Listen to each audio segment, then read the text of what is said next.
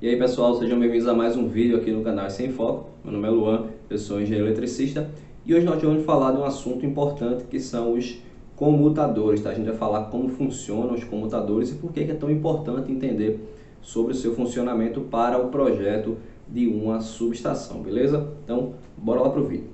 Então, quando você for fazer o projeto da sua subestação, você vai ter que se atentar muito ao transformador, né, que é o equipamento mais importante, e a esse cara que é o comutador, que é o que a gente está falando aqui no vídeo de hoje. Então, para começar a explicar exatamente o que é o comutador, vamos recorrer a essa figura aqui, que basicamente é um transformador de dois enrolamentos, tá? Então, você tem aqui um lado primário e um secundário. Naturalmente, você vai ter uma tensão V1 aqui do lado primário, enquanto aqui do lado secundário você tem uma tensão V2, tá? Já em termos de espiras, o transformador vai ter uma quantidade de espiras N1 no primário e uma quantidade N2 no secundário, tá? A relação de transformação desse transformador é dada por V1 sobre V2 é igual a N1 sobre N2, tá? Isso aqui a gente conhece, a gente já viu por diversas vezes aí a relação de transformação aí de um transformador. E por que é que isso é importante, tá? Em termos de comutador? Porque o comutador basicamente é um dispositivo que vai fazer a escolha da melhor relação de espiras do transformador. Como assim? Imagina que no enrolamento primário eu tenho uma série de derivações aqui, ó, no seu enrolamento primário, tá? Que eu vou representar por essas três derivações. A tensão V1 nominal desse transformador, eu posso considerar que ela está sendo aplicada entre esses terminais aqui, certo? Mas veja aqui, a quantidade N1 também se refere a todas as espiras do transformador. Mas veja que eu posso escolher aqui esse tap ou esse tap, tá? Aqui ó, vai ter um cara chamado comutador, que basicamente ele faz a seleção ali na relação de espiras mais adequadas ao transformador. E o que é que isso vai mudar, tá? Porque imagina só, quando eu tenho tensão V1 sobre V2 igual a N1 sobre N2, se eu tenho uma alteração tanto no valor de N1, N2 ou V1 ou V2, essa relação vai ser alterada, não é isso?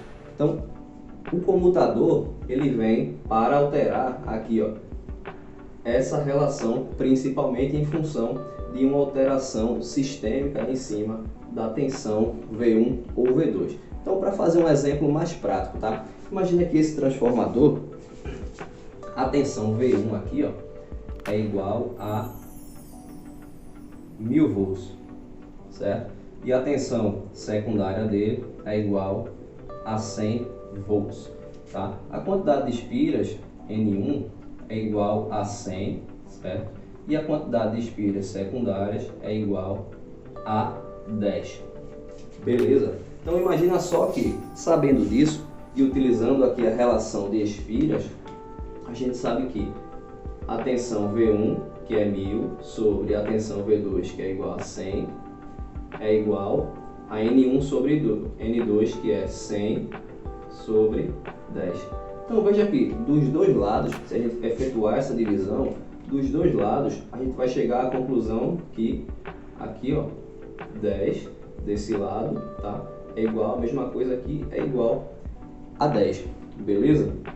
Mas imagine que a tensão do sistema que está sendo aplicada aqui no terminal primário desse transformador, imagine que essa tensão, ao invés de estar chegando 1000 volts, tá? Aqui a tensão nominal desse transformador está chegando, na verdade, 800, tá? Ela está ali situada no alimentador no final da linha, tá? Um alimentador carregado, uma queda de tensão acentuada, e aí essa tensão que era para estar chegando de 1000 volts, ela está chegando, na verdade, 800 volts, tá? Então imagina que, ao invés de chegar a 1000 volts lá no terminal primário do transformador, né, que é a tensão nominal do enrolamento primário, imagina que estivesse chegando 800 volts, tá? A gente teria algo semelhante a isso aqui, ó, 800, tá? No primário sobre a tensão secundária. Nesse caso, como a gente tem uma queda de tensão no enrolamento primário, esse transformador ele faria uma compensação né? Então você teria uma queda aqui, né, no primário, e você teria uma queda também no secundário, tá? Que aí a gente vai colocar aí que seria uma queda de aproximadamente aí 20% também, tá seguindo aqui a queda no primário, para manter a relação de espiras constante, tá? Porque até agora a gente não falou de alteração de espiras, tá? Então a gente precisa manter a relação.